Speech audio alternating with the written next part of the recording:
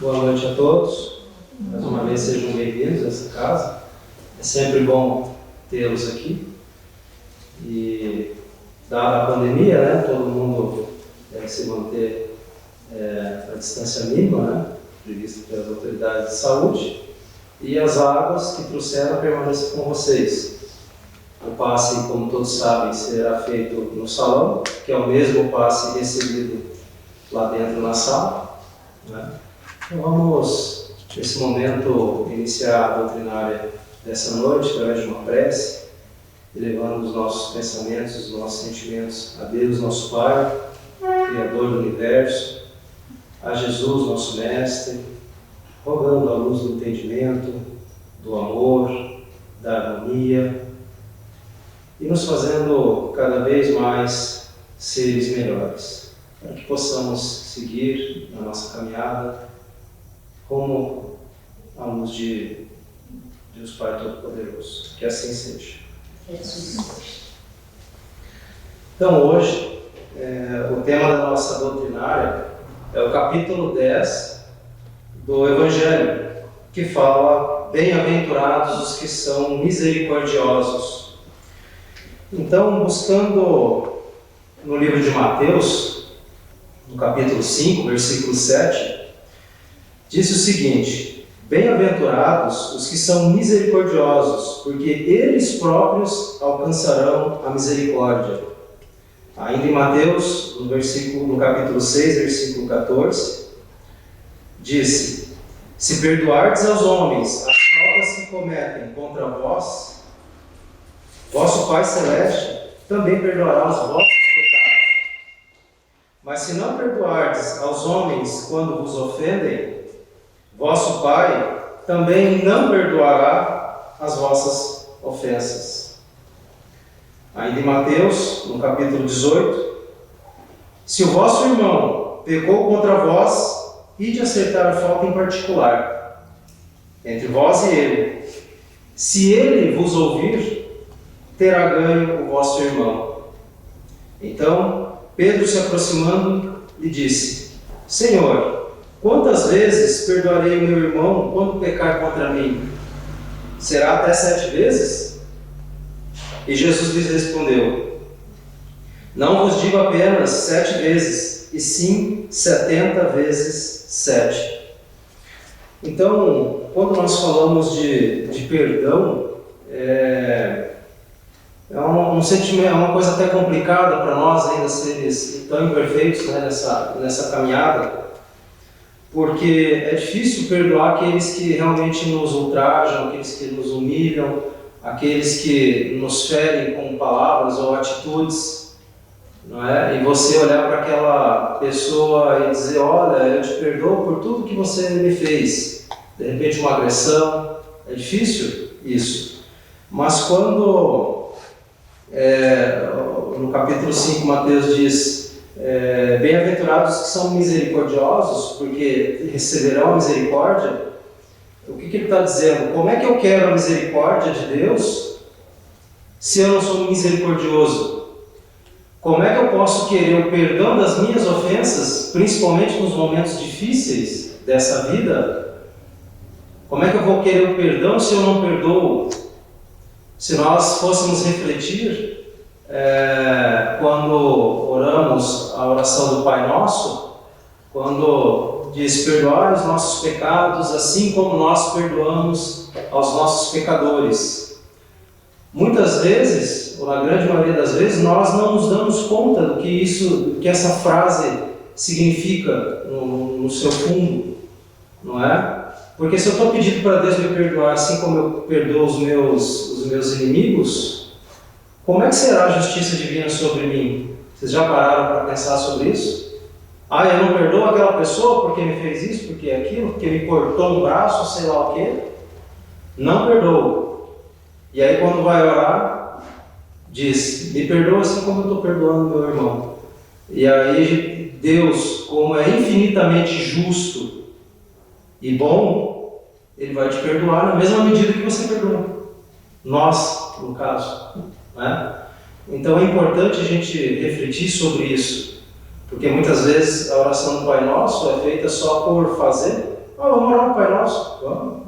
Maravilha. É a oração que o Cristo nos deixou. E ele disse, não que a fórmula é essa, mas é mais ou menos por aqui. Então esse perdão às ofensas, ela deve ser pautada nesses ensinamentos. Como é que eu vou querer o perdão se eu não perdoo? Não é verdade? Então essa misericórdia ela não complementa a doçura. É isso que Deus quer que sejamos pacíficos, brandos, não é? Assim como é dito no Evangelho também que os mansos herdarão o reino dos céus, né? Pessoas tranquilas, pessoas que não se deixam levar por mágoas, por ódio, né? Pela falta do perdão. Então é isso que Mateus está nos dizendo aqui no Evangelho. E ainda continuo seguindo nessa linha, nós vamos chegar ao ponto de reconciliar-nos com os nossos adversários, não é verdade? Então, se eu tenho um adversário, ele me ultrajou de alguma forma, eu tenho um ódio, um rancor, ou qualquer sentimento dessa natureza, eu devo me reconciliar com ele.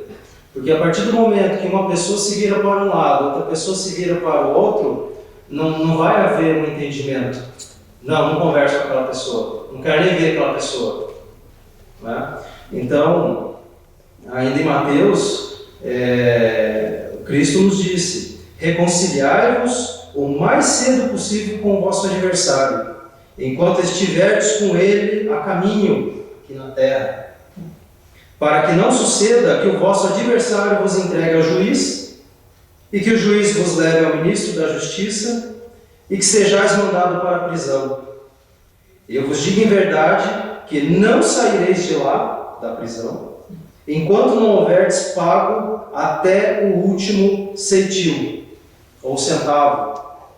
E o que o Cristo está nos dizendo aqui através de Mateus? Bom, a prática do perdão é uma regra divina, uma regra universal, uma regra de Deus, não é? Porque quando saímos do caminho do amor, nós vamos para o caminho do ódio e para outros caminhos tortuosos, e para que nós possamos voltar a esse caminho suave, como o próprio Cristo disse, o meu jugo é leve, né?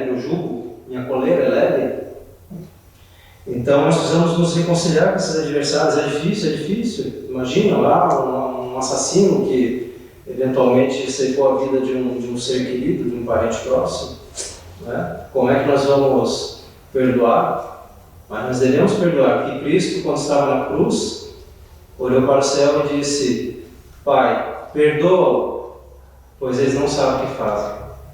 Não é? Então, se reconciliar-se com os adversários enquanto eles estão a caminho, o Espiritismo vem nos trazer que, aqui nessa nossa jornada, todos os desafetos que temos ou tivemos aqui quando encarnados, não é?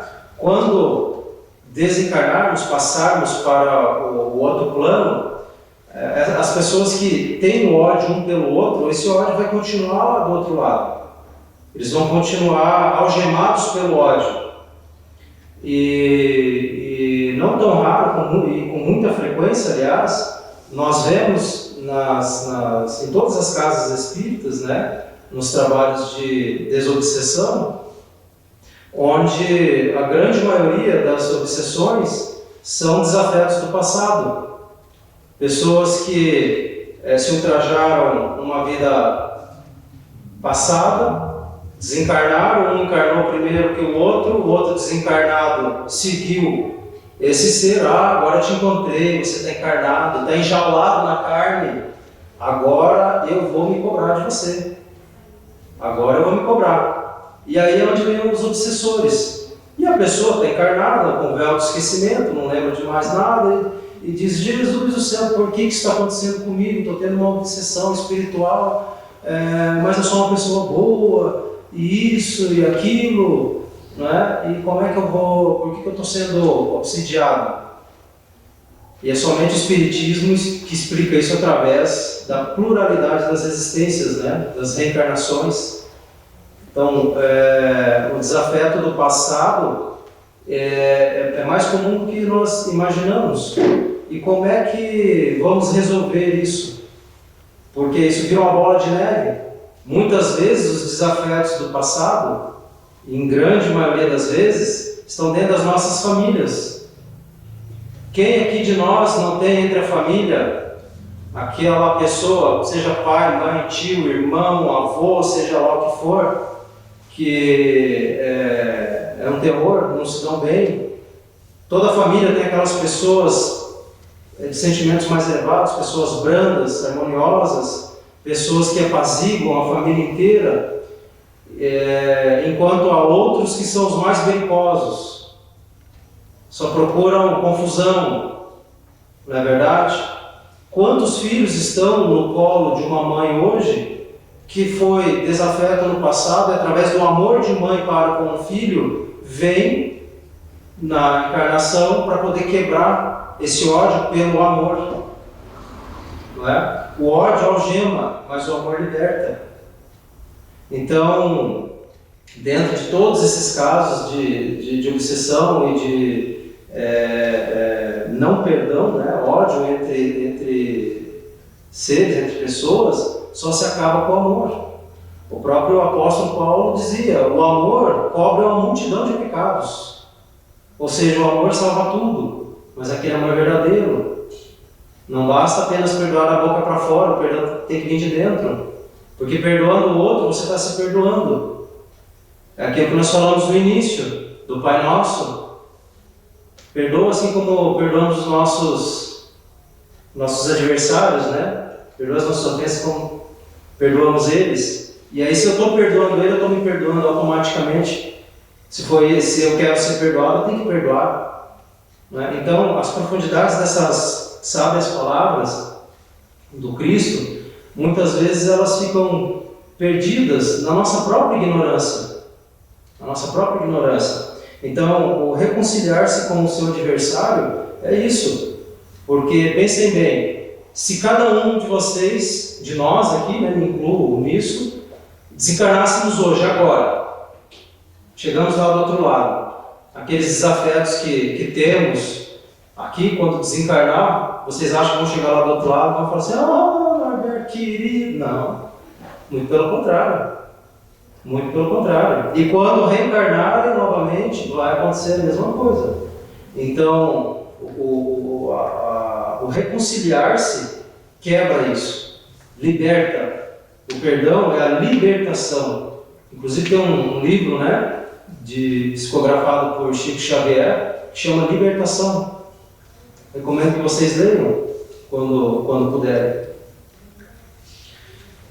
Ainda seguindo no livro de Mateus, fala sobre o sacrifício mais agradável a Deus.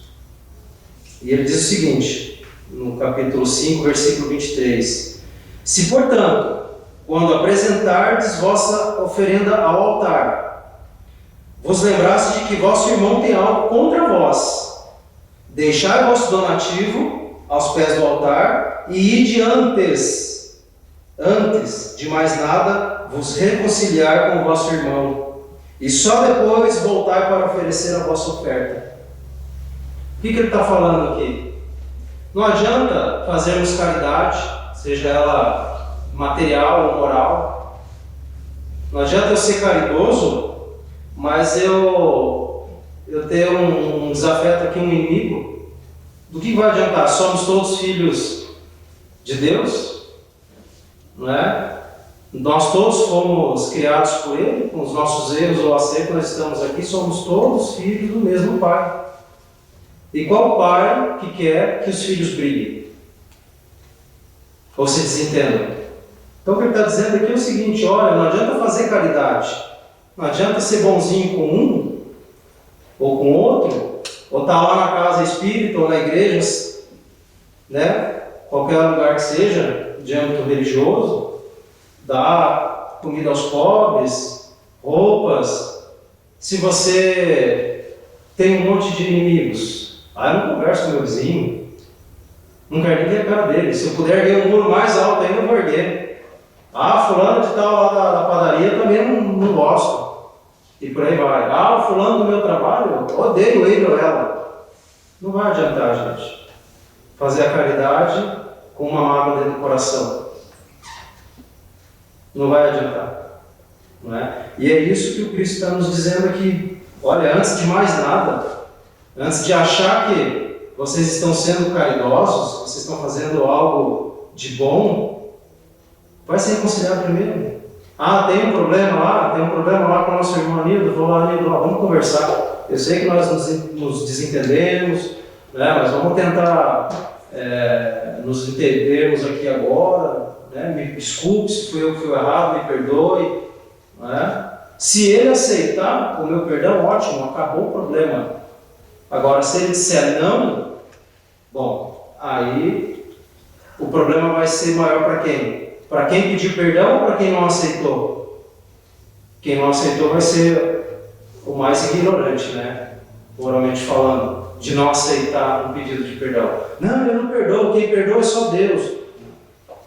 Deus já nos deixou o perdão para nós sabermos usá-lo quando nós erramos e quando o outro também erra, devemos pedir perdão. Então nós devemos observar isso dentro de nós, né? Porque é fácil apontar o dedo para os outros. Você isso, aquilo outro. Enquanto apontamos um dedo, tem 3 apontando para nós. Né? Vamos refletir sobre isso. Outra passagem que é bem clara nessa linha é a questão do argueiro e a trave. Argueiro é um cisco, né? Nem se enxerga. E ainda citando Mateus, né, que Mateus escreveu coisas maravilhosas sobre a vida do Cristo, né? Então, lá diz o seguinte, Mateus 7, capítulo 7, versículo 3 a 5. Por que vedes um argueiro no olho do vosso irmão, vós que não vedes uma trave em vossos olhos? É aquela história, né? O macaco senta no rabo e fala do rabo do outro, né? Porque fulano é isso, porque você é aquilo, porque não sei o quê, porque o fulano é assim, fulano é assado. Mas os meus defeitos? Onde é que estão? E ninguém melhor do que nós para sabermos quais são os maiores defeitos que nós temos. Não precisa ninguém apontar. E quem é que pode resolver isso, sanar isso? Nós mesmos. Nós mesmos. Através da reforma íntima, né? Através da nossa reflexão interna, deitar à noite lá no seu travesseiro, botar a cabecinha lá, fazer uma oração a Deus, né?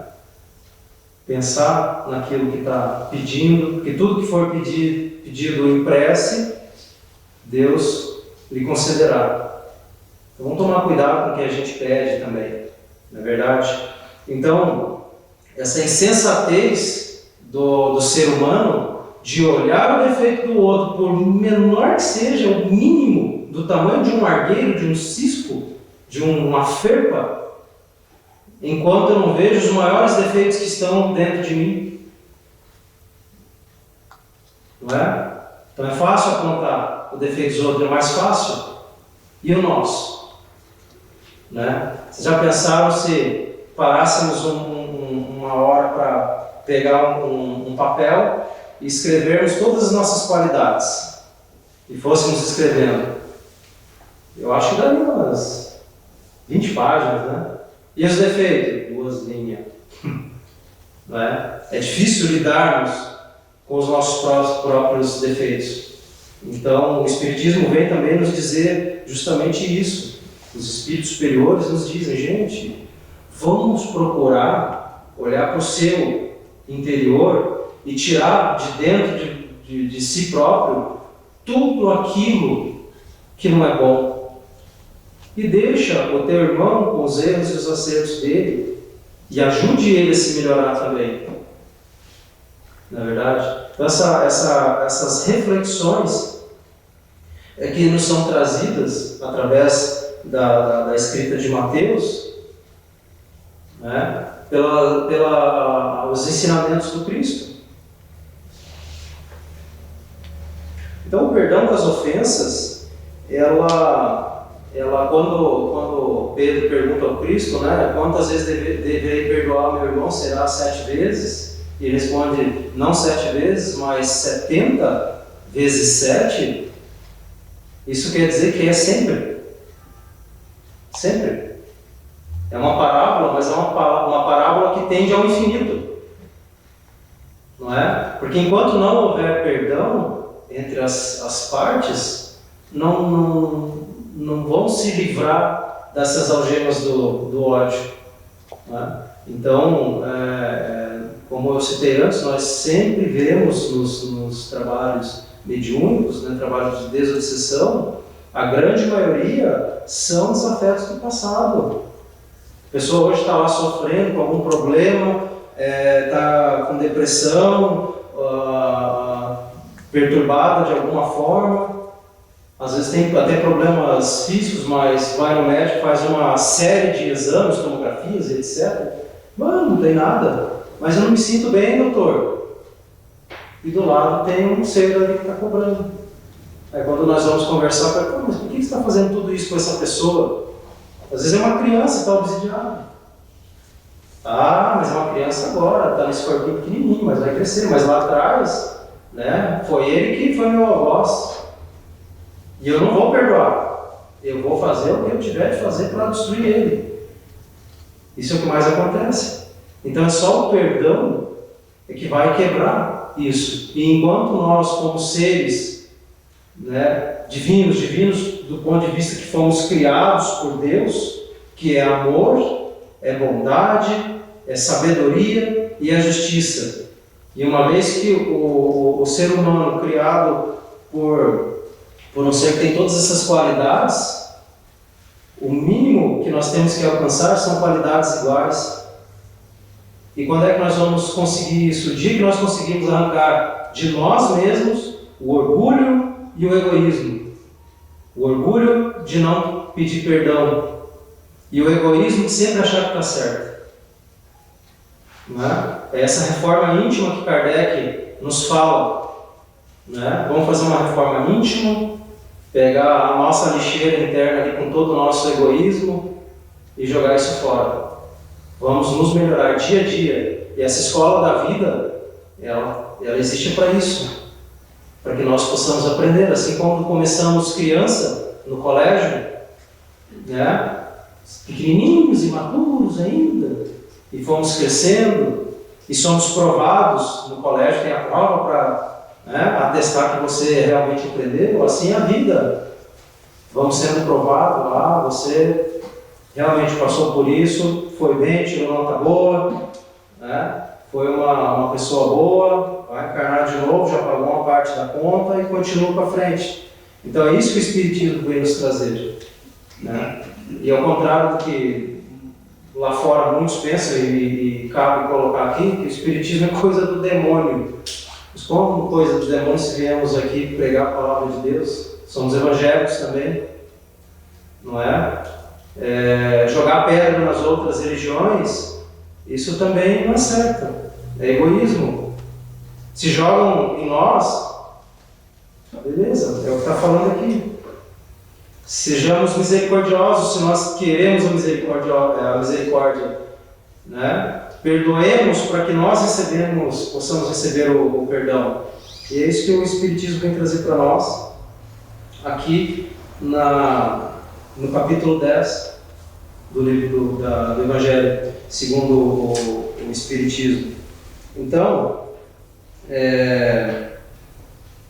tem uma comunicação de Paulo, apóstolo, a Kardec, em 1861, e eu vou ler apenas um trecho para nós não nos delongarmos, né? Mas quem quiser ler inteiro, está no capítulo 10, no final do capítulo 10, instrução dos Espíritos sobre esse assunto.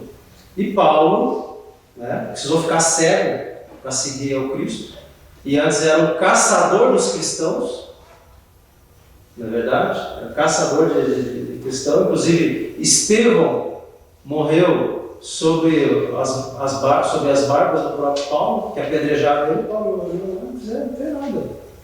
Né? Precisou ficar cego para acreditar que aquele realmente era o Cristo, era o Messias. Então, Paulo veio a Kardec em 1861 e escreveu o seguinte, através dos médicos: perdoar os inimigos é pedir perdão a si mesmo.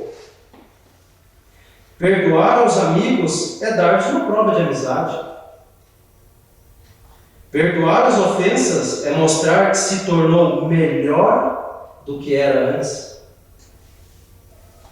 Perdoai, portanto, meus amigos, a fim de que Deus vos perdoe. Pois, se fordes duros, exigentes, inflexíveis, se forem rigorosos, mesmo por uma pequena ofensa, como quereis que Deus esqueça que a cada dia tendes mais necessidade de perdão? Infeliz daquele que diz: nunca perdoarei, pois pronuncia a sua própria condenação. Será que, em vos autoanalisando, não foste vós o agressor? Quem sabe se nessa luta que começa por uma simples bagatela e termina por uma ruptura, não provocastes a primeira desavença?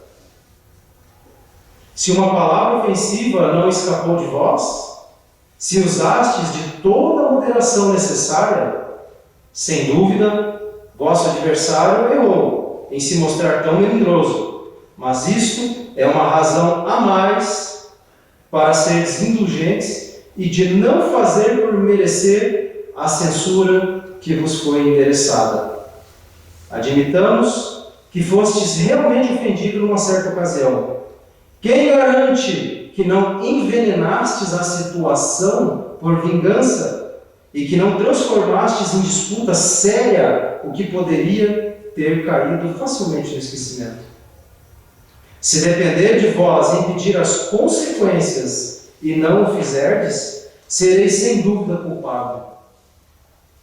Admitamos, enfim, que não tendes absolutamente nenhuma censura a vos fazer. Neste caso, quanto mais clementes fordes, maior será o vosso mérito. Palavras de Paulo, apóstolo.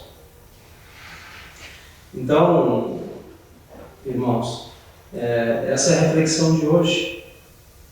Vamos olhar para essas ervas daninhas, arrancar essas ervas daninhas do orgulho, do egoísmo que temos dentro de nós, né? Deixar de apontar o dedo para os outros e se preocupar conosco, com aquele lixo moral que tem dentro de cada um de nós, né? Perdoar e corre, o Evangelho já diz, corre, apura e se reconcilia antes de desencarnar, porque se desencarnar os dois no ódio, vai voltar de novo.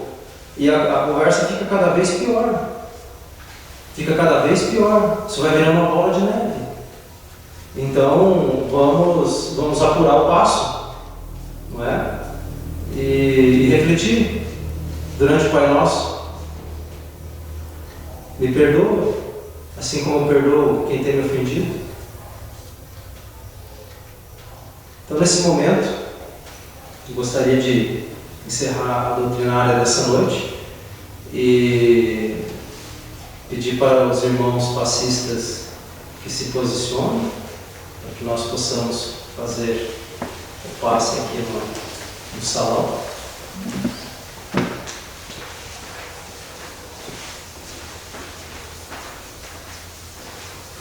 E nesse momento, então, fechando os olhos do corpo físico, nos colocando em sintonia com Deus, nosso Pai, colocando em sintonia com o nosso Mestre Jesus, aos nossos guardiões, aos anjos de Deus. Roguemos as bênçãos do alto para que possamos fazer essa limpeza interna, que possamos ser seres melhores a cada dia, que possamos perdoar com verdadeiro amor os nossos irmãos que nos ofendem, para que possamos seguir nessa caminhada livres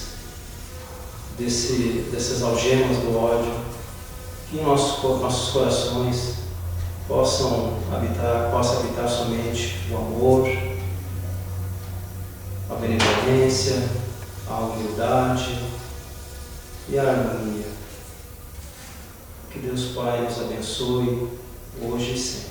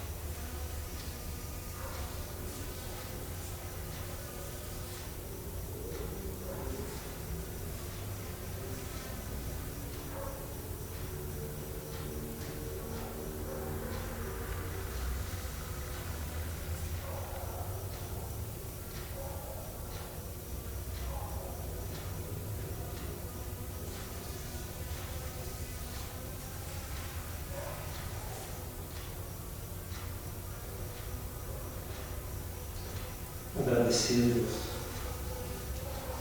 pelos lentivos e as bênçãos recebidas nessa noite, sigam em paz com Jesus em vossos corações. Que assim seja.